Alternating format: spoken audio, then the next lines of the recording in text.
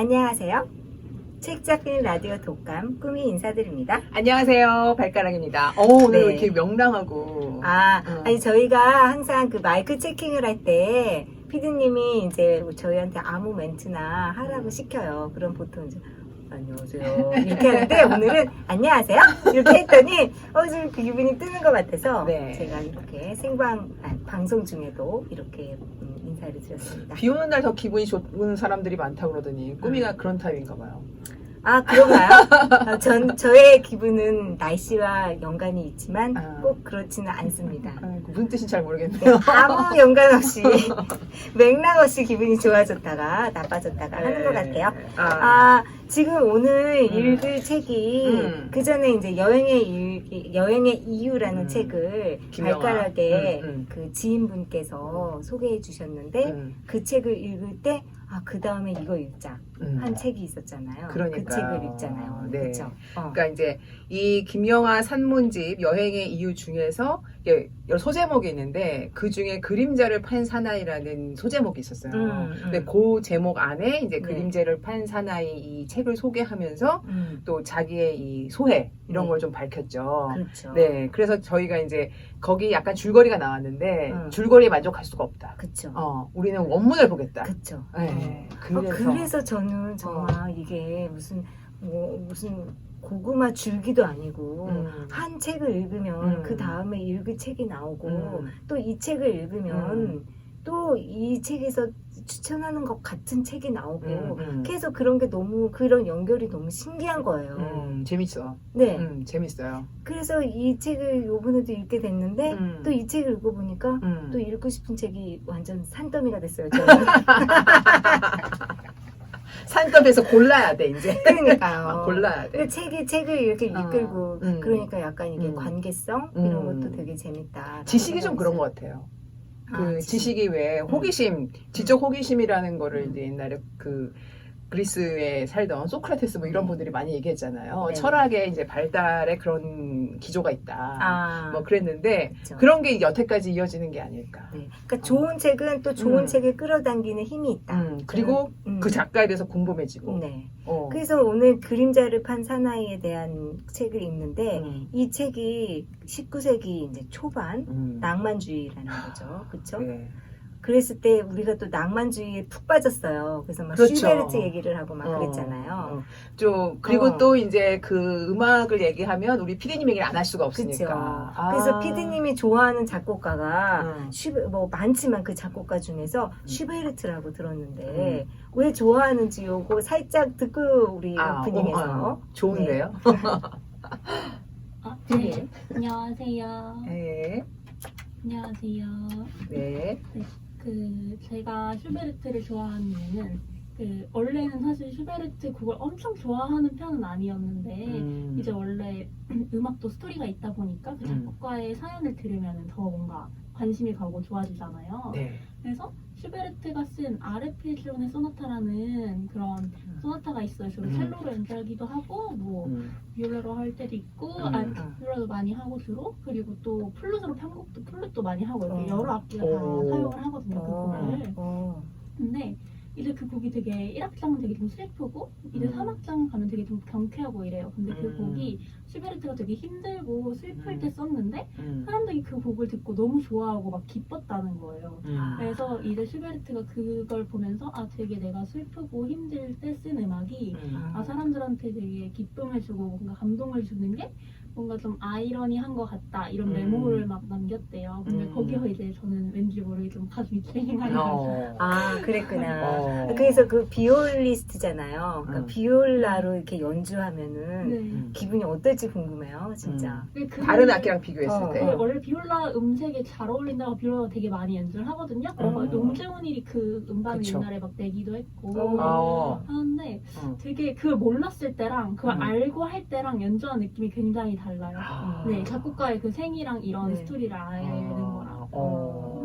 그러니까 제가 얼마 전에 피아노 샀잖아요. 맞아. 인스타에도 올리고 막 그러는데 그 피아노를 매일매일 치거든요. 그러니까 악기는 또 매일매일 하지 않으면은 손이 굳는다. 맞아. 해가지고 그냥 제가 예전에 쳤던 우리 엄마의 애창곡이기도 했던 음. 엘리제리 애창곡이 아니군요. 연주였던 음. 엘리제리 위하여를 하는데 치는데 이게 베이토벤이 막 짝사랑하는 그런 내용이잖아요. 네네네. 그러니까 또 그런 스토리를 알고 하니까 이게 또 이렇게 누를 때 건반을 누를 때 좀 이렇게 살살 누르게 되더라고요. 처음에는 그냥 막 이렇게 바이엘 치듯이 막 신나가지고 쳤는데 아 이게 진짜 짝사랑하고 이렇게 막 두근두근 해야 되는 곡이잖아 해서 이렇게 살살 치고 있어요. 그죠? 그러면은 저는 그 대학원에서 이제 공부하시잖아요. 궁금한 게 곡을 여러 가지를 이제 배우고 그 작곡가에 대해서 배우고 근데 그 곡을 하나 연주할 때마다 그 곡에 대한 스토리나 뭐 이런 거를 다 따로 검색을 하거나 공부를 하거나 뭐 이런 거를 다 지금 하시나요? 대학원은 교육학 아니에요? 저 교육대학원이고 학부 때를 학부 설명을 때, 드리면은 학부 때. 이제 교수님마다 다르신데 이거를 먼저 찾아오라고 하시는 분들도 되게 많고 그리고 그렇게 말씀을 안 하셔도 저는 좀 그런 걸 찾아보는 거 재밌어 해가지고 저는 음악사랑 막 이런 거 되게 좋아하거든요. 작곡가 배경 이런 거. 그래서 막 찾아보고 막 이제 막 곡 특히 막 이제 막 논문 같은 데 앞에 되게 작곡가 항상 분석이 꼭 필요하기 때문에 이제 학위 논문 쓰시는 분들은 그런 것도 많이 찾아보고 책을 읽어보는 편이에요. 네. 역시 저렇게 공부를 해야 돼요. 그래요. 우리 곧 박사 피디님처럼. 가겠어요. 네, 네, 곧 박사 가겠어요. 그러니까. 네. 네. 만만치가 않아요. 아, 우리 말 안 시켰으면 안 어떡하면 시켰으면 큰일 날 뻔했어. 내가 촉이 있다니까. 그러니까. 저렇게 할 말이 많은 거야. 정말. 아무튼 오늘 오프닝은 피디님의 슈베르트 사랑을 느낄 수 있는 뜻깊은 시간이었고요. 본격적으로 그림자를 판 사나이 속으로 들어가 보겠습니다.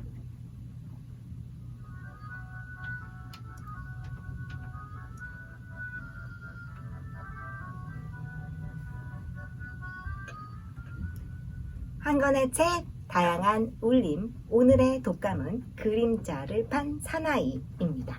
네.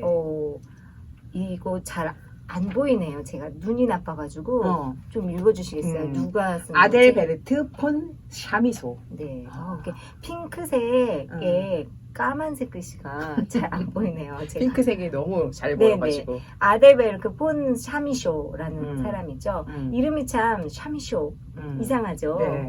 독일 사람 같지 않은데 프랑스 사람인데 독일어로 썼네? 라는 약간 맥락이 있습니다. 네. 이 책에 대해서 우리 제가 좀 설명을 해드릴까요? 그 뒤에 있는 이제 이 책을 설명한 게 딱 적당한 것 같아서 제가 한번 읽어드릴게요. 네. 그림자를 판 사나이는 독일 문학사에서 낭만주의와 사실주의의 경계선상에 놓이는 걸작으로 손꼽힌다. 낭만주의와 사실주의의 경계를 넘나드는 작품답게 소설은 그림자로 대표되는 인간 존재의 기본 조건과 금화로 상정되는 부와 명예에 대한 인간 기저의 욕망을 대립시킨다. 부와 명예를 얻겠다는 욕구에 현혹되어 자신의 그림자를 넘겨주는 주인공 슐레밀. 하지만 슐레밀은 이내 인간으로서의 기본 조건인 그림자가 없이는 삶이 부질없음을 깨닫고 후회한다. 마침내 자연을 찾아 다른 삶의 방향을 모색하는 슐레밀의 모습은 여러 가지 점에서 현대를 살아가는 우리의 모습과 너무나 흡사하다.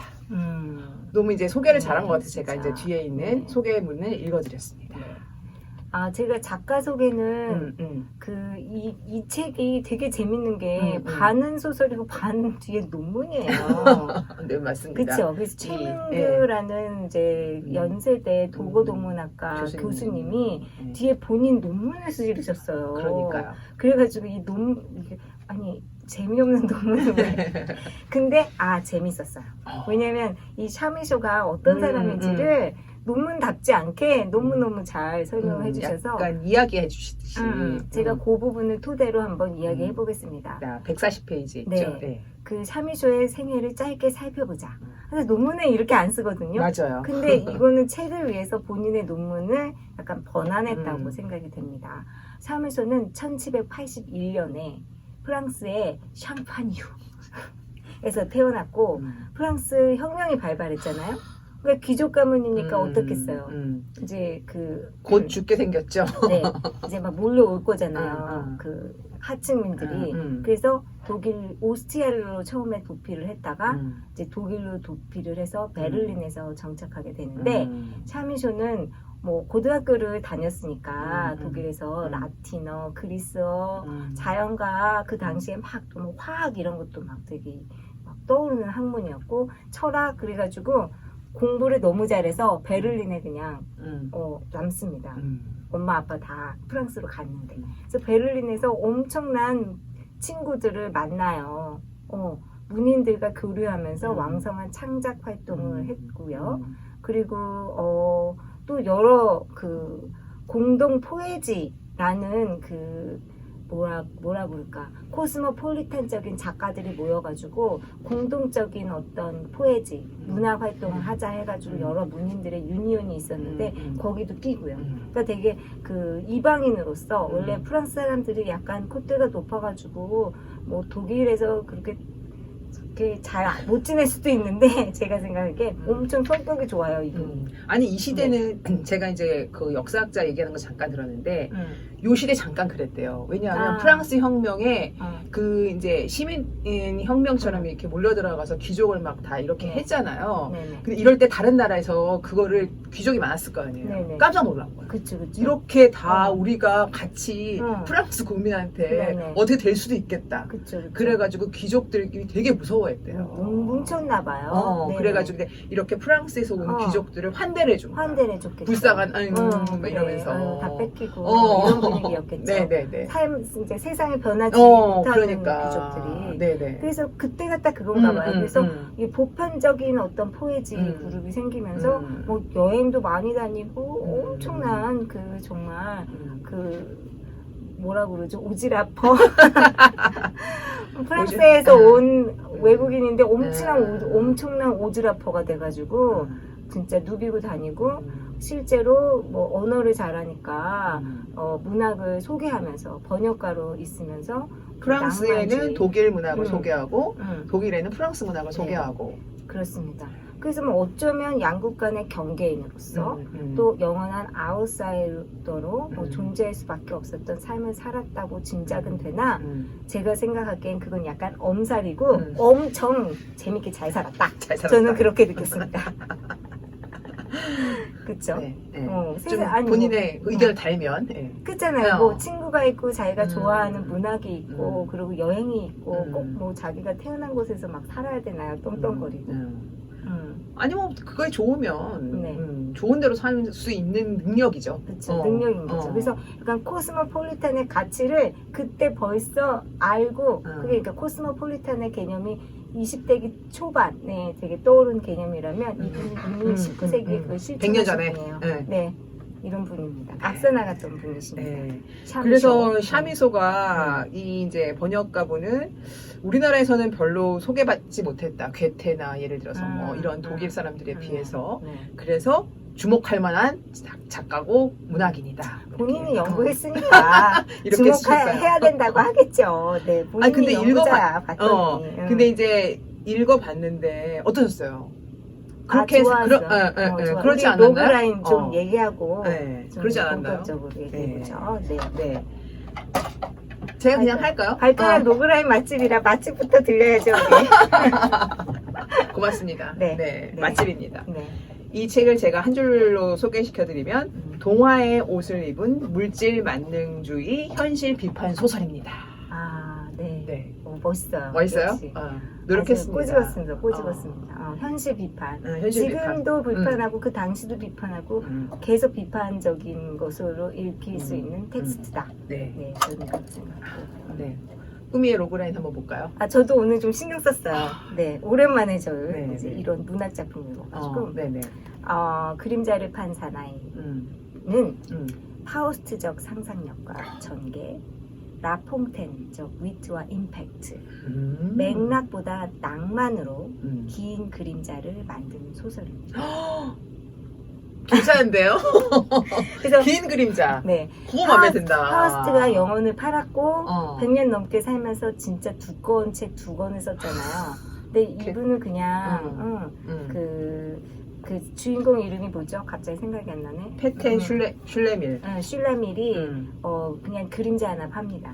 그리고 짧은 소설을 썼는데 그 어떤 파괴력이나 임팩트는 거의 파우스트적이라고 할 수 있다. 그래서 제가 라퐁텐을 이유를 든 거는 라퐁텐이 되게 유명한 그 위트적인 우화 소설이잖아요. 이렇게 굉장히 우화적이고 그리고 막 이렇게 기승전결 맥락보다 갑자기 막 눈을 떴더니 병원이고 갑자기 눈을 떴더니 막 들판이고 빙하고 이런 거 약간 현대적이야. 네네. 그러니까 이 시대의 소설 같지가 않았어요. 웹툰적이에요. 어떻게 보면은. 그러니까 막 이렇게 맥락으로 내가 어떻게 과정이 그렇지, 막 그려지지 않아요. 그냥 갑자기 나타나고 회색으로. 요즘 그렇잖아요. 요즘 결말 그냥 보여주고 과거로 다시 가가지고 그 이야기를 다시 풀어나가는 이야기잖아요. 근데 약간 그런 느낌이에요. 그리고 갑자기 막 삼이소한테 편지를 쓰고 그러니까. 있고. 그래서 이거를 진짜 저는 이렇게 소설 읽을 때 좀 이미지네이션으로 해서 그림을 좀 떠올리는 편인데 그림이 확확 바뀌어가지고 이건 뭐냐 편집이 안 된다. 아니 진짜 요즘은 그 드라마 형식이라니까 결말 딱 나와. 진짜 요즘 드라마 이해 못하잖아요. 그러니까 어떤 사람이 죽은 장면이 그냥 나오고 과거로 가가지고 이 사람이 이렇게 죽게끔 되는 이야기가 막 전개가 되고. 네, 그렇습니다. 그래서 굉장히 임팩트 있다. 근데 그게 굉장히 엉뚱하고 라폰텐적이다. 그런데 라폰텐적이다. 긴 그림자로 남는다. 긴 그림자로 아직도 저희가 남았잖아요. 그거 좋아요. 긴 그림자. 네, 긴 그림자. 괜찮았나요? 네. 칭찬이 이런 게 또 열심히 할 것 같아요. 칭찬이 이런 거예요. 하면 또 다음에 신경 쓰게 된다. 네. 그럼 우리 그 초반에 그냥 노래 한 곡을 듣고 본격적으로 얘기를 할까요? 네. 노래는 슈베르트의 겨울 나그네라는 가곡이고요. 이온 보스트리즈의 목소리를 듣겠습니다. 네. 너무 낭만적인 음악. 목소리가 어떻게 이런 분을 소개하실 생각하셨어요? 제가 이온 보스트리즈라고 되게 유명한 작가이자 학자이자 그 테너 가수인데요. 슈베르트의 겨울 나그네라는 책이 있어요. 제가 그 책을 읽고 너무 감명을 받아가지고 한국의 이온 보스트리즈가 내한 공연을 했을 때 없는 돈을 좀 탁탁 털어가지고 공연을 봤어요. 그러고 나서 이제 증거를 남겨야 되잖아요. 그래서 길이 그렇게 긴데도 줄을 서가지고 CD 사인을 받았는데 이제 그 사인하는데 가까이서 보잖아요. 근데 진짜 영국 귀족이 이런 거구나. 너무너무 진짜 잘생기시고 기품 있고 얼빠는 아니지만 제가 뭐 어쨌든 얼빠예요. 얼빠예요. 네. 진짜 기품 있으시고 노래도 잘하시고 정말 범접할 수 없는 이 귀족스러움은 뭘까 그걸 느꼈고 이분의 이제 음악을 들을 때마다 그래 진짜 한번 돈을 써서 그렇게 공연을 본 경험치가 이렇게 좋다니. 그러니까 빨리 코로나가 종식돼서 그런 공연을 이제 볼 수 있는 기회가 많았으면 좋겠습니다. 그렇습니다. 한번 또 방한하시고요. 그래가지고 저희가 메시지를 좀 보내야 되겠네요. 방한하시고요. 확실히 좋은 공연에 확실히 비싼 거를 쓰는 게 어떻게 보면 나의 경험에 되게 좋다. 이거를 확실히 느꼈던 에피소드였고요. 여러분도 한번 이온 보스트리즈 유튜브에서 한번 들어보시면 좋겠습니다. 네. 그럼 우리 본격적으로 그림자를 판 사나이 얘기해볼까요? 발가락? 네. 일단 이게 11개의 소제목이 11개의 챕터로 나눠져 있습니다. 그래서 그 이제 짧아요. 한 100페이지 좀 넘는 페이지를 다 분해를 하셔가지고 이야기를 전개가 되고 있습니다. 근데 정말 이 샤미소가 정말 이야기꾼인 게 페터 슐레밀이라는 사람을 내가 기억하고 있는데 하면서 친구한테 편지를 써요. 앞에 이야기가 시작되기 전에 서문에. 그래서 페터 슐레밀이 너는 잠깐 봤나 너도? 이러면서 가상인물인데 왜 긴 검은색 왜 그 망토같이 긴 외투 입었던 애 기억나? 그러니까. 그러면서 네가 그랬잖아. 저 녀석의 마음이 저 재킷에 반만큼이라도 영원하다면 녀석은 정말 행복한 사람이겠네. 네가 말하지 않았니? 이러면서 너스레를 떨어요. 근데 알고 보면 이 슐레빌이 허공의 인물이에요. 허구의 인물이잖아요. 그러니까. 아니 그래서 서문에 이제 그런 얘기가 있으니까 독자들이 읽으면서 헷갈리기 시작하는 거죠. 이 사람이 실제고 샤미소는 그럼 누구야? 이런 이제 자기 이제 네. 어떤 헷갈림을 그래서 약간 품고 리얼리티 소설 같은 느낌의 사실주의를 약간 사실주의를. 예, 깔고 네. 낭만주의로 이제 막 네. 이야기를 풀어나가는. 그렇죠. 그래서 이게 자기가 썼는데 또 슐레빌이 몽골을 이렇게 보내왔어. 근데 내가 읽어봤는데 그렇게 잘 쓰진 않았더라고. 그러면서 자기를 또 디스를 해요. 그래가지고 장파울이라는 사람이 썼으면 되게 잘 썼을 텐데 이러면서 장파울이 그 당시에 김영한가 봐. 맞아. 잘 나가는 작가인가 봐. 근데 내가 뭐 뭐지 독일어도 늦게 배워서 뭐 잘 쓰겠어 장파울만큼 이러면서 막 친구한테 너스레를 뜨는데 출판이나 할 수 있으련지 하면서 출판업자 친구한테 보낸 거예요. 그럼 어쩌라고.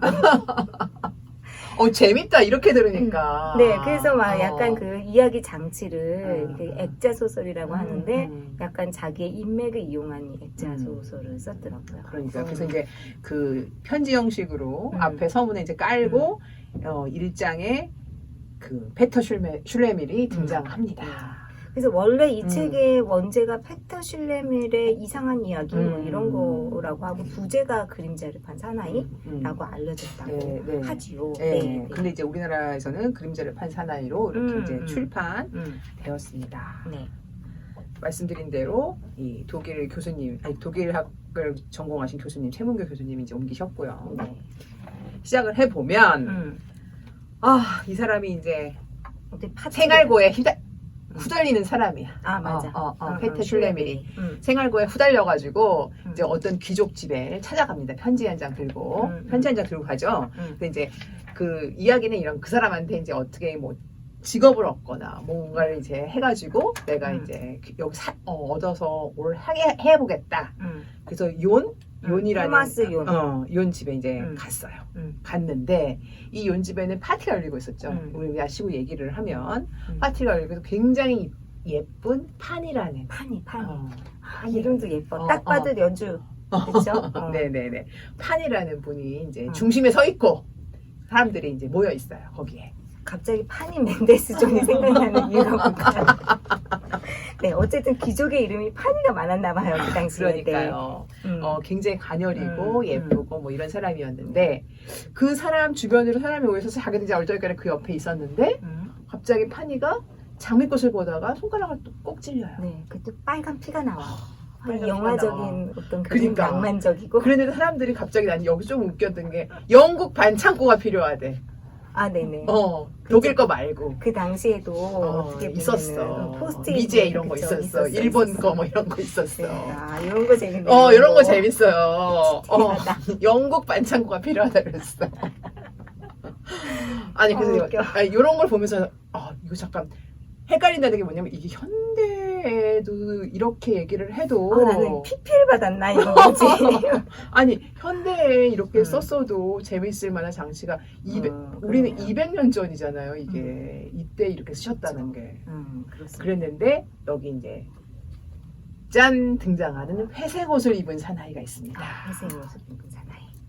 회색 옷을 입은 사나이가 갑자기 주머니에서 짠 영국 반창고가 나왔어요. 그 여기까지는 그럴 수 주머니. 있어. 그럴 수 있어. 왜냐하면 주머니가 작으니까 뭐 반창고 정도는 우리가 뭐 이제 주머니 있을 수 있으니까 붙여줬어요. 그래서 사람들이 막 이래. 근데 별로 놀라지 않아. 근데 이 슐레밀만 놀랐어.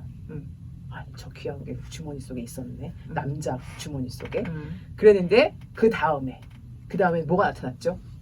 그 다음에 별거 다 나와요. 막 큰 것도 나오고. 그 다음엔 양탄자. 양탄자 나오고. 양탄자가 필요하다 그랬어. 양탄자. 저는 너무 웃긴데 양탄자가 필요한데 양탄자가 주머니에서 나왔어. 여기 있네요. 그때 모임에 참석한 누군가가 터키산 어디 산이 꼭 나와. 그러니까. 터키산 양탄자를 여기에 펼쳐 놓으면 좋을 텐데 이렇게 얘기했어. 근데 주머니에 나왔어. 그것도 안쪽 주머니에서. 짠. 그쵸. 사람 놀라질 않아 근데. 그럴 수 있어. 약간 이런 느낌이에요. 근데 그 다음에 또 혹시 천막도 있어요? 누가 얘기했더니 천막이 나왔어. 왜냐면 햇빛이 너무 강하니까 귀족들이 너무 이렇게 살갗이 너무 피부 관리가 또 안 되는 거야. 천막이 딱 나왔어. 천막이 나왔어. 그래서 슐레밀이 거기서 이제 범상치 않은 곳이다 여기. 여기는 약간 내가 있을 만한 곳이 아니다. 그러면서 살살 도망을 갑니다. 도망가는 거 맞죠? 그쵸. 말 안 하고 없어지는 거니까. 네네. 그래서 도망을 가다 보니까 느낌이 여기서 무시무시한 기분을 일으켜서 더 이상 견딜 수가 없어서 그러니까. 사경 안에 빠져나오기로 결심했다. 그러니까. 딱 나와요. 저는 그 기분을 느낄 수 있을 것 같아요. 여기 내가 모르는 뭐가 있나? 그치. 사람들끼리는 일단 이 사람들끼리는 뭐가 이렇게 잘했어. 있어서 잘했어. 잘 나왔어. 뭐가 있어서 어. 여기는 못 있겠다. 그치. 그리고 나옵니다. 음. 나왔는데 나오다 막 걸어가고 있는 느낌 이상해 또. 네. 회색 옷을 입은 사나이가 내 옆에 서 있네요. 네. 뭐지? 네. 뭐지? 여기 그때 나는 회색 옷 입은 남자가 바로 내 뒤를 쫓아오고 있는 것을 보고는 상당히 놀랐다. 그러면 제가 이 부분을 한번 네네. 우리 낭독을 해보죠. 네네. 25페이지고요. 네. 처음에 우리 슐레빌이 회색 옷 입은 남자와의 대화 장면입니다. 네. 제가 어떻게 할까요? 제가 악마죠, 악마. 네, 회색 옷 입은 남자. 거지의 목소리랑 같았다는데 네. 그것은 괜찮겠어요? 마치 국어라는 거지의 목소리와도 같았다. 음. 아이고 저기 신사님 아무 면식도 없는데 이런 식으로 뵙고자 한 자의 무례를 용서해 주시기 바랍니다. 사실은 한 가지 부탁이 있는데 제발 부디 허락해 주셨으면 합니다. 제발 이러지 마십시오. 저는 운 좋게도 아주 짧은 시간 동안 당신 옆에서 거닐 수 있었는데요. 저는 몇 번씩이나 감히 이런 말을 드려도 괜찮을지 모르겠지만 정말 형용기 어려운 감탄하는 마음으로 당신의 아름다운, 너무나 아름다운 그림자를 관찰할 수 있었습니다. 당신 스스로는 그 점을 알고 계시지 못하겠지만 빛나는 태양 아래서 당신은 고상하고 당당한 마음으로 아주 멋진 그림자를 자신 발밑에 들이우고 계십니다. 제가 주제넘는 축칙을 했다면 용서해 주시기 바랍니다. 혹시 저에게 당신의 그림자를 넘겨주실 의향은 없으신가요? 여보시오 이 양반아, 당신은 자신의 그림자로 만족하지 못하시는가? 그래서 내게 해괴망측한 거래를 제시하는 건가요? 저는 주머니 안에 많은 것을 갖고 있습니다. 그것이 당신에게 전혀 가치 없는 것은 아닐 것이라고 생각합니다. 물론 당신의 소중한 그림자에 대해 제가 아무리 높은 가격을 치르더라도 부족하겠지만요. 제발 저의 무례를 용서하십시오. 그러나 저는 도저히 당신의 생각을 이해할 수 없습니다. 제가 어떻게 내 그림자를... 제가 이 자리에서 즉시 당신의 고귀한 그림자를 들어 올려서 제 안에 집어넣을 수 있도록 허락만 해주시면 됩니다. 그것을 어떻게 할 수 있는지는 제 일입니다. 그러면 그 대가로 감사를 표현하는 의미에서 제가 당신께 이 주머니 안에 갖고 있는 온갖 잡동사니 물건들 중 하나를 선택하시도록 하겠습니다. 여기 보물상자를 여는데 필요한 진짜 마법의 뿌리와 만드라고라 뿌리도 있죠. 동으로 만든 마법의 동전, 마법의 은화, 뭐 여러 가지 다 있습니다. 그런 것들은 당신에게 하찮은 것일 수도 있겠습니다. 더 좋은 물건들이 많아요. 소원을 들어주는 행운의 모자, 그런 것도 있어요. 네? 행운의 자루 다 있어요. 이러면서 막 열거를 해요. 근데 네. 이 사람이 갑자기 꽂혔죠. 슐레밀이. 행운의 자루? 그거 어디서 들어봤는데 그거 아무거나 막 나오는 그런 자루 맞죠? 그러면서 스페인 꼬르도바산 가죽으로 만들어진 자루라고 여기서 어디 산에 또 나왔어. 좋아해 어디.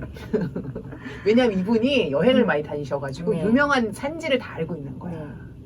그래서 거기서 10개의 금화를 꺼냈더니 다시 10개, 또 다시 10개 금화가 계속 나오는 이걸 스페인산 꼬르도바 자루. 그거에 꽂혔어요. 네. 그랬더니 혹했죠. 네. 돈에. 네. 금화에 혹한 거야. 그래서 우리 슐레빌이 뭐라고 했죠? 좋습니다. 거래하십시다. 좋습니다. 내 그림자를 가져가시고 그 주머니를 주세요. 네. 그 다음 요 문장이 아주 좋아요. 그는 악수를 하고 지체 없이 내 앞에 무릎을 꿇어 앉았다. 나는 그가 놀라운 솜씨로 머리에서 발끝까지 내 그림자를 풀밭에서 살짝 거두어들여 돌돌 말아 접어 몸 안에 집어넣는 것을 보았다. 다시 일어서서 그는 내게 공손히 인사를 건네고는 장미숲을 향해 되돌아갔다. 그가 나짓이 내 맺은 웃음소리를 나는 들었다. 그러나 나는 행운의 자루끈을 꼭 쥐었다. 내 주변에는 햇빛이 빛나고 있었고 나는 제 정신을 잃었다. 이 문장을 가지고 뒤에 그림이 나와요. 제가 그 얘기 하려고 그랬어요. 이 그림이 네 작품이 나오는데, 이 당시도 이 소설이 굉장히 센세이션했나 봐. 네. 그래가지고 화가들이 영감을 받아가지고 요 장면을 다 그린 네. 거예요. 근데 저는 요거 읽을 때, 진짜 어떻게 그림자를 이렇게 돌돌 말았다는 거지? 되게 신기했는데, 뒤에 그림이 나와요. 그러니까. 발가락을 좀 소개해 주시겠어요? 그러니까 영국의 조지 크룩생크라는 사람이 이제 동판화를 만들었어요. 그랬는데 이제 멀리 큰 건물이 보이고 중간에 산등성이도 보이고 3인소가 이제 장미를 비롯한 큰 나무소가 이제 숲속 공터 같은데 서 있고 뒤에 이 이제 아까 우리가 회색 옷을 입은 그런 남자라고 했는데 회색 옷을 입지 않았어요. 회색 옷인지 뭔지 이렇게 코트 같은 게 없고 굉장히 마르고 너무 말랐어요, 진짜. 너무 마르고 뭔가 이렇게 느낌이 섬뜩한 반지의 제왕에서 나오는 골룸. 마이 프레셔 그러니까 했던 골룸. 그런 느낌이에요. 골룸이죠, 골룸. 그러니까 이 그림을 딱 보면서 저도 생각했어요. 그러니까 요즘에 저희가 이제 20세기, 21세기에 이런 영화를 만든 사람들이라든가 네네. 글을 쓴 사람들이 과거에 이런 여기서 어떤 영감을 얻지 않았을까? 그렇죠, 네네. 근데 여기서 슐레빌이 치마를 입고 있고요. 영국 귀족의 어떤 아웃핏이고 그 꼬르도바산 자루를 가지고 있어요. 옆에. 그리고 자기의 그림자를 앗아가는 장면에 등을 지고 있다. 그런 게 해석했다는 거죠. 그러니까 자기 그림자에 관심이 없다라는 거죠. 그리고 이 그림에서 특이한 점은 회색 옷 입은 남자가 슐레민의 그림자를 다리부터 올리는 것인데. 맞다. 네. 왜 다리부터 올렸지? 그러니까 너무 그래서 재밌어요. 샤베이소의 텍스트에는 다음과 같이 서술되어 있었다. 그래가지고 이제 아까 꾸미가 읽은 그거를 보고 네. 이 사람은 이렇게 그린 것이다. 네. 이렇게 써 있습니다. 머리에서 발끝까지라고 했는데 음, 발끝부터 머리까지로 이제 우리 해석은 이렇게 돼 있지만 원문은 발끝에서 머리까지로 되어 있었나요? 그러니까 이제 원 텍스트 밑에 써 있어요. 원 텍스트에서는 그림자의 머리부터 걷어올리는 행위와 사파에서 다리부터 걷어올리는 행위 사이에는 뉘앙스 차이가 있다. 네. 그래서 여기 에밀 프레토리우스라는 사파가는 그림자를 머리부터 들어 올리고 있어요. 그러니까. 그쵸? 네네. 그러니까 느낌이 다르잖아요. 머리부터 들어 올리는 거랑 다리부터 들어 올리는 것도. 그리고 이 그림에는 이 사람이 약간 그 모습이 그냥 사람의 모습이에요. 그쵸. 그 회색 옷 입은 사람의 그 모습이. 그리고 에른스트 루트비히 키르히너라는 화가는 특이하게 그 회색 옷 입은 사람과 슐레빌 둘이 있는 그 장미 정원에서 둘만이 있는 그 사건이 아니라 도시 한가운데서 이런 일이 벌어진다고 해석을 했대요. 그래서 주변에 사람들이 많고 그런 주변에 사람들이 많은 상황에서 악마한테 자기의 그림자를 파는 장면이 현대에 더 적합하다. 그러니까 이거는 이제 연도수가 1915년이 됐으니까 이제 그 이후로 100년이 흐르면서 다시 재해석이 이제 가능한 거죠. 그래서 그렇게 좋은 정원을 산책할 때는 욕망이 안 일어나는데 그 나이트클럽 앞에서 막 나이트클럽이 있는 이 도시에서 욕망이 더 많기 때문에 이렇게 해석을 했다. 그래서 그림 그리는 사람들도 어떻게 이렇게 다 다른 해석을 했는지 그러니까. 너무 재밌는 거예요. 맞아요. 그쵸? 진짜 재밌었습니다. 그럼 이제 그림 얘기를 하고 스토리로 진행해 볼까요? 네네네. 그래서 이제 그 다음 장으로 이제 2장으로 넘어갑니다. 그림자를 팔았어요. 네. 그래서 그림자를 팔았으면 자기는 돈이 생겼으니까 신나 이제 나는 인생 폈어. 이러고 이제 돌아다니고 하려고 했는데 발을 떼자마자 어떤 사람이 나를 향해 소리를 지르는 거야. 어이 젊은 양반 어디가 안 돼. 지금 그림자 없잖아. 딱 알아보는 거예요. 아니 그러니까요. 뭐 아무도 모를 줄 알았어. 아니 그림자 없는 게 그 표시가 나나요? 그렇죠. 왜냐면 햇빛이 뜨거운 날이라고 그랬으니까. 사람들이 보기에는 지금처럼 이렇게 사람들이 많고 이런 빌딩이 많고 그렇지 않고 자연이 많을 때니까 금방 표시가 났을 것 같아요. 근데 금방 표시가 난다고 그래도 이렇게 사람들한테 말하는, 그 사람한테 요즘의 사람들은 말을 잘 시키지 않잖아요. 어떤 사람이 옷을 이상하게 입고 가도 옷 이상해요 이렇게 지나가는 사람한테 말하지 않잖아요. 근데 이 시대는 막 지나가면서 말했나 봐. 여기서 이제 약간 이게 그 사실주의 소설이냐 아니면은 판타지적인 낭만주의 소설이냐가 장르가 좀 갈린다 이런 생각이 든 게 만약에 사실주의 소설이면은 너 아니? 이러면서 너 사실 없어. 남들도 다 아는데 내가 말해주는 거야. 이것도 이렇게 얘기하지. 대놓고 막 얘기 안 하잖아요. 근데 이건 약간 좀 이렇게 동화로 갔다. 거기서 딱. 그리고 동화로 간 커다란 사건 하나가 애들이 갑자기 난리를 치면서 그 재수없게도 아이들이 학교 수업을 마치고 나오는 시간이었다. 그때 아주 등이 굽은 장난꾸러기 녀석이 아직도 기억이 나는데 내가 그림자를 갖고 있지 않다는 사실을 즉각 알아차렸다. 녀석은 큰 소리로 헐뜯기 좋아하는 도시 주변의 사람들에게 나를 알렸으며 그들은 즉각 나를 비난하고 호평하기 시작했다. 그렇습니다. 그 다음 문장이 이거예요. 성실한 사람은 태양 아래에서 걸어가면서 자신의 그림자를 잘 간직하는 법이지. 그렇죠. 이런 속담이 있나요? 잘 모르겠는데 그래서 나는 그림자에 대해서 한 번도 내 그림자에 대해서 생각해보지 않았는데 그러면 우리가 각자 느낀 그림자가 무엇인가? 그래서 이제 느낀 그림자는 뭐예요? 아니 그거보다 여기서 이제 이영하가 지은 김영하가 한 여행의 이유에 여기서 이제 그 얘기를 딱 합니다. 어떤 인류학자가 쓴 김연경의 책 사람 장소 한대에서는 이 소설에 대해서 독특한 해석으로 시작을 한다. 그림자라는 게 무엇인가? 이것이 영혼인가? 그러면 나중에 이제 이야기 속에서 영혼은 팔자에 앉는가? 아니다. 그러면 무엇인가? 어떤 일이 벌어지는 것을 짐작할 수 있다.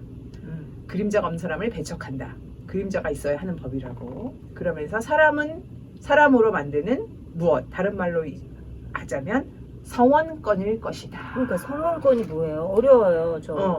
우리가 사람으로 살아가려면 타인이 우리를 사람으로 받아들여 주어야 한다. 조선시대 백정은 분명히 인간이었지만 양반과 상민들을 사람으로 보지 않았다. 구한말 진주에서는 그들의 자식들이 교회에 예배를 드리러 오자 양반과 상민들이 집단으로 항의하며 퇴장했다는 기록이 있다. 이런 일들이 이제 전 세계에서 벌어진다. 그래서 이제 흑인에서 벌어지고 뭐 이제 그런 걸 이제 예를 들어요. 명예나 이런 거죠. 그 존재감, 인정받는 거, 사회적 인정. 그렇죠. 사람들한테 이제 점점 이렇게 그 예를 들어요. 뭐 흑인도 사람으로 인정받지 못했었고, 뭐 조선시대 그 계급사에서도 그랬고, 그런데 이 성원권이 뭐냐? 이 성원권이라는 게 이영하는 이해하기가 자꾸 이영하는데 김영하는 이해하기가 다른 사람이 인정하는 거 그거라는 거죠. 내가 인정하는 나 말고 나를 다른 사람이 인정해 주는 게 성원권이다. 그림자가 보여지는 거니까 어차피. 네. 그러니까 왜냐하면 이 지금 주변의 사람들이 너 그림자가 없어. 애들도 그림자 없대요. 막 이러면서 얘기를 하는 걸 보면 나는 아무렇지도 않은데. 그럼 나를 왜 배척하는 거지? 그러네요. 네. 그게 그림자의 역할이다. 그림자가 남이 나를 인정해주는 그 어떤 명예, 성원권, 존재감이다. 저는 여기 이 책 해제에서 토마스 먼이라는 작가 있잖아요. 토마스 만. 그 작가가 이 책을 엄청 좋아했대요. 페터 슐레민의 열렬한 독자였대요. 그래서 그 그림자에 대해서 이렇게 해석한 게 있는데 그 부분 한번 읽어볼게요. 174페이지고요. 페터 슐레민에서 그림자는 모든 시민적 연대성과 인간적 소속성의 상징이 되고 있다. 그 김연경 선생님이 말씀하신 성원권하고도 좀 연결되네요. 그렇죠? 돈과 마찬가지로 그림자는 돈과 마찬가지라고 했으니까 돈도 사람들의 인정을 받는 어떠한 상징이 되긴 하는 거죠. 그림자는 우리가 사람들 가운데 살고자 할 경우 경우 경외시해야만 하는 것으로 명명되고 있다. 왜 경외시해야 되는 걸로 명명되고 있을까? 그림자는 우리가 오로지 자기 자신과 보다 나은 자기 자신만을 위해서 살고자 할 경우 단념해도 좋은 것으로 명명되고 있다. 견고한 것에서 생각하라는 아이러니컬한 외침은 바로 우리가 오늘날 말하고 있는 시민들, 즉 낭만주의자들이 범부들이라고 지칭한 이들에게 향한 것이다. 그러나 아이러니는 공경에서 벗어나 우월한 태도를 취하는 것을 뜻하며 어느 뛰어난 배제된 자의 고통을 진실로 함께 체험하듯 서술함으로써 이 작은 책은 젊은 샤미쇼가 정상적인 그림자 가치의 소중함을 고통스럽게 인정하고 있음을 입증해 주었고 있다. 그러면서 이제 여기 나오죠. 그 밑에 시민적 연대성과 인간적 소속성. 그렇죠. 요게 그림자다. 그게 그림자. 어쨌든 사회적인 어떤 그런 것들이 있다는 거죠. 나만 괜찮으면 안 되고 남들이 봤을 때도 괜찮아야 된다라는 것이 그림자인데 발가락은 뭐 그림자에 대해서 어떻게 생각해요? 저는 그림자가 그러니까 앞에서 그 너무 소설에 빠져 있었나 봐요. 이 사람이 그림자를 그냥 생각 없이 팔 때 팔 수 있지 이렇게 생각했어요. 왜냐하면 나에게 지금 가장 중요한 게 돈이고 돈을 위해서는 가장 중요하지 않은 거라고 생각해요. 그러니까 이 삶이소도 그렇게 생각하는 것 같아요. 사람 안에서 가장 중요하지 않은 거. 왜냐면 팔을 잘라줄 수도 있고 예를 들면 너 팔을 팔아 왜 그 옛날 얘기잖아. 다리 한쪽 줘. 다리 한쪽 없어도 한쪽 다리 있잖아. 뭐 이렇게 할 수 있는데 그림자를 선택했다는 건 가장 그 사람한테 하찮은 거라고 생각하는 거예요. 근데 하찮지 않고 가장 중요한 게 그림자였다는 거죠. 그러니까 그런 게 뭐냐고요? 중요한 거. 하찮지만 중요한 거. 하찮지만 그러니까 하찮은 거로 생각할 수 있지만 중요한 거. 저는 일단 그림자를 판 사나이에 자꾸 그림자를 생각하니까 굉장히 어려웠고요. 근데 이 어렵다는 게 한 번도 생각해보지 않았기 때문에 어렵다. 그렇죠. 왜냐하면 그냥 의뢰이 있는 거니까. 당연히 있는 거니까. 그렇게 생각했고 그림자가 없다는 것 자체를 해석할 땐 좀 쉽더라고요. 그러니까 그림자가 없다라는 사실을 생각할 땐 좀 쉬웠던 이유가 우리가 이제 사회적으로 낙인을 찍는 경우가 많잖아요. 뭐 소수자, 너는 이래서 낙인 찍혀, 너는 이래서 안 돼. 이렇게 이제 서로 뭔가 없기 때문에 결여돼 있기 때문에 낙인 찍히는 이런 상황을 생각하는 건 되게 쉬웠는데 그림자 자체를 생각하는 건 굉장히 어려웠다. 그리고 아직도 잘 모르겠다. 뭐가 뭔지. 그런 여지를 이 소설이 줄 수 있다는 게 약간 그거랑 비슷했어요. 제가 그 뒤샹 우리 읽었잖아요. 그거 읽고 생각 되게 많이 했거든요. 왜냐하면 이 뒤샹이 샘, 그 남자 변기를 그냥 전시장에 내보내면서 사인만 내보내면서 이게 어때서 누구나 예술을 할 수 있고 예술은 그렇게 대단한 게 아니야. 하찮은 거야. 내가 이 책을 그쵸. 예술작품이라고 생각하면 나는 이 예술작품을 너네한테 전시할 권리가 있고 너네도 그거를 예술작품 받아들이면 되는 거야. 받아주는 사람의 몫이니까. 관객이 이 예술작품을 완성하는 단계지 나는 그 완성 단계가 아니야. 이런 말을 했었잖아요. 그거 되게 감명받았거든요. 그래서 그림자도 약간 또 그런 식으로 생각이 드는 거예요. 그림자 없으면 어때? 이렇게? 그러니까. 그랬는데 그 관객들이 그 예술작품을 완성하는 것처럼 나한테는 그림자가 그런 어떤 존재였는데 네. 이 나머지 사람들이 받아들이는 거는 대단한 거였어요. 그러네요. 저는 이제 그 파스킨트 지스킨트인가? 유명한 소설 있잖아요. 향수라고. 이 향수가 냄새 없는 아이가 태어나가지고 냄새 그 유명한 제향사가 돼서 최고의 향수를 만든다는 내용이고 그 사이에 그 최고의 향수를 만들기 위해서 살인도 저지르고 막 그런다 이런 내용이잖아요. 그래서 이게 냄새, 향기, 채취와 그림자와 좀 비슷하지 않나.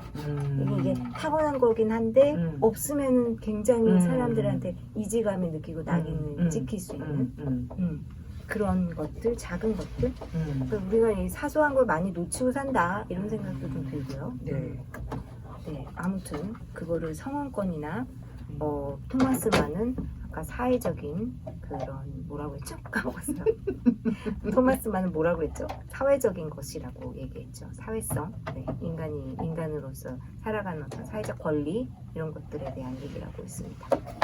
그러면 우리 내용을 간략하게라도 빨리 짚고 가야 될 것 같은데요. 시민의 연대성과 인간적 소속성이라고. 네. 그러니까 소속하고 연대할 수 있는 장치. 그게 그림자다. 그러네요. 네. 알겠습니다. 네. 그 다음에 어떻게 우리 시간이 없어서 빨리 그 그림자를 못 찾죠. 결국 못 찾아요. 결국 이제 어떤 마을에 이제 가가지고 어떤 단계, 중간 단계에 이런 얘기도 있어요. 왜냐하면 이 사람이 돈이 너무 많으니까 갑자기 나타난 돈이 많은 그림자는 이 사람이 이제 그다음부터 그림자 잘 안 보이는 밤에만 이동한다던가. 밤에만 이동하죠. 뭐 우산 쓰고 다니고. 요런 거를 하면서 사람들한테 그냥 나타나니까 이 사람 대단한 사람인가 봐. 비 오는 날 제일 좋아해요. 대단한 사람이 백작인가 봐. 그래서 그렇죠, 백작이 그렇죠. 돼요. 그러면서 이제 사랑하는 사람도 만나게 됩니다. 네. 이 사랑하는 사람을 만나고 이 사랑하는 사람하고 이제 잘 해보려고. 이름이 미나인데 미나랑 잘 해보려고 했는데 여기에 이제 또 사기꾼 한 명 나타나죠. 라스헬인가? 네, 라스칼. 라스칼. 못된 놈. 라스칼. 나타나가지고 이제 이 미나를 가로채고 돈도 다 뺏어가려고. 그 하인 중에 라스칼 하나랑 또 한 벤델. 명 있잖아요. 벤델. 저는 벤델처럼 돼야 된다. 사람은. 왜냐면 벤델은 이제 자기가 모시는 백작이 그림자가 없는 것을 알고도 이해했고요. 심지어 그 회색 옷 입은 사람이랑 협상을 할 때도 벤델이 가서 완전 그 회색 옷 입은 남자를 흠씬 패주기까지 했어요. 진짜 벤델 같은 친구 한 명 있었으면 좋겠다. 그렇죠. 네. 벤델 제일 멋있어요. 여기 나온 캐릭터 중에. 맞아. 네. 그러면서 이제 중간에 이제 이 회색 옷을 입은 사람이 다시 나타나가지고 그러면은 그림자가 너 없으니까 불편하고 힘들었지? 그림자를 내가 줄게. 하지만 영혼을 나한테 줘야 돼. 근데 영혼을 달라고 했는데 지금 당장 달라는 게 아니라 죽은 후에 난 어차피 버려진 영혼을 나에게 줘. 이렇게 얘기했거든요. 사인을 해. 사인을 해. 사인을 하는 것도 굉장히 근대적이에요. 그렇죠? 뭔가 섞였어요. 현대적이에요. 그쵸? 200년을 앞서갔어요. 네네. 사인을 해. 그래서 저는 아니 현세만 생각하는 종교관을 가지고 있다면 이 작가가 영원한 영혼을 믿는 어떤 종교를 갖고 있기 때문에 이런 컨텍스트가 나온 거죠. 텍스트가 나온 아니 거죠. 그런 것 같지 않고 저는 이게 제가 이제 하찮은 거라고 그림자를 이렇게 생각했다 그랬잖아요. 그래서 이 영혼을 거기다 대비시킬 때 이 사람한테 돈은 이제 더 이상 중요한 게 아니야. 돈은 이제 가져갔으니까 얘한테 돈으로 거래해봤자는 안 통할 것 같아. 회색 옷을 남자가 어쨌든 악마가 그래서 영혼을 얘기한 것 같아요. 가장 인간에게 핵심적이고 중요한 거. 죽은 다음 영혼은 어차피 죽은 영혼이잖아요. 그렇다고 생각 안 하는 거죠. 그러니까 제가 그 얘기인 거예요. 죽은 다음에 영혼이 없다고 생각하는 다른 종교도 많잖아요. 그런데 이제 기독교는 죽은 다음에 영혼도 천국에 가고 그 영혼이 진짜 영원하다라는 걸 믿고 있기 때문에 그런 게 되는 거죠. 만약에 그 불교 같은 경우는 영혼이 죽은 다음에는 그냥 없어진다고 얘기하는 거잖아요. 윤회하는데? 윤회하지만 내게 아니잖아요. 그런 거 같은 경우는 그냥 어차피 윤회해서 다른 사람 같으니까 현재가 더 중요하다고 생각하는 그런 철학이면은 죽은 다음에 영혼을 팔고 지금 현재의 그림자를 가져오는 것도 나쁜 거래는 아닐 수도 있죠. 중세가 지나갔지만 중세에 아직 있는 그런 철학이 있나 보죠. 샤미소가. 하여튼간 그래가지고. 그래서 아주 매력적인 제안이었죠. 아주. 그리고 현대의 소설은 아마 그거를 팔걸요? 팔걸요? 그렇죠? 아마 팔 거예요. 현대의 소설은. 그럼 뭐를 해달라고 하면 현대소설은 팔면 제안을 뭐로 해야 될까요? 현대소설은 그 영혼을 빨리 죽이겠죠. 왜냐면 빨리 갖기 위해서 빨리 죽은 영혼을 그러니까 사인을 하라 그럴 때 너 죽은 다음에 영혼을 나한테 준다고 사인을 해. 이렇게 하면은 이 사람 지금 그거는 생각해 봐야겠는데 이런 식으로 나오잖아요. 그러면 지금 현대에서는 그러면 너는 내가 그림자를 줄 테니까 뭐를 제안을 해야 가장 갈등을 하는 모르겠어요. 거기까지는. 생각이 별로 안 나죠. 그쵸. 그러니까 소중한 거는 거래가 안 된다. 거래할 수 없다. 그런 거죠. 네. 그래가지고 이제 이 사람이 다시 이제 떠나요. 이 회색 옷을 입은 사람한테만 거래가 안 되고 회색 옷을 입은 사람이 떠나는 줄 알았어요.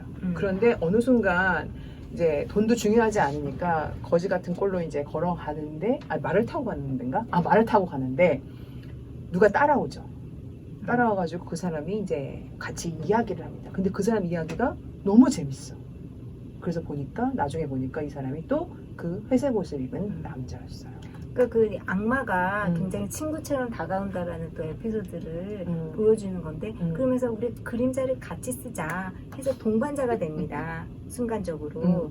그런데 이제 슈레빌이 너랑 같이는 못 있지 해가지고 훌쩍 떠나고 이제 장화 얘기가 나오는데 장화는 정말 느닷없이 나왔어요. 네, 느닷없이 나왔어요. 장화가 떨어져서 장화를 샀는데 그 장화가 70리를 가는 장화였어. 7마일. 7마일을 역시 7마일을 가는 장화였어.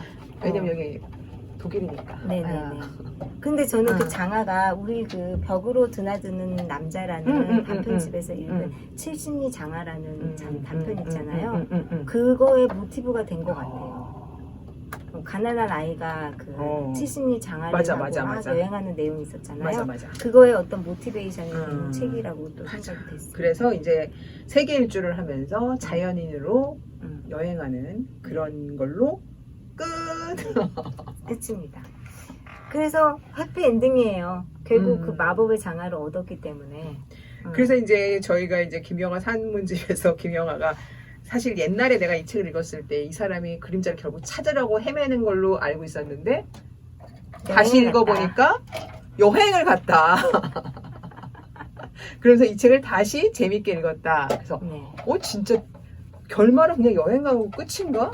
끝이에요. 네, 여행했고 그냥 진짜 책을 쓰고 뭐 이제 새로운 삶을 살고 있어요. 새로운 사람으로 그런 책입니다.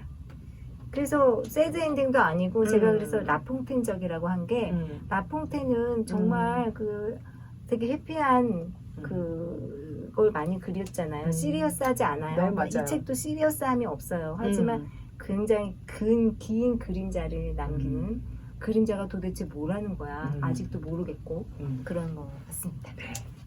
네. 이야기를 하다 보니까 시간이 정말. 언제 가는지 모르겠어요. 어쨌든 여러분도 이렇게 즐거운 문화작품을 읽어보시면서 코로나를 즐겁게 극복하시기를. 네. 태양 아래서 긴 그림자를 자신의 그림자를 감사하게 보는 하루가 되시길 바랍니다. 네. 오늘 책 잡히는 라디오 독감 여기까지예요. 모두 행복하세요.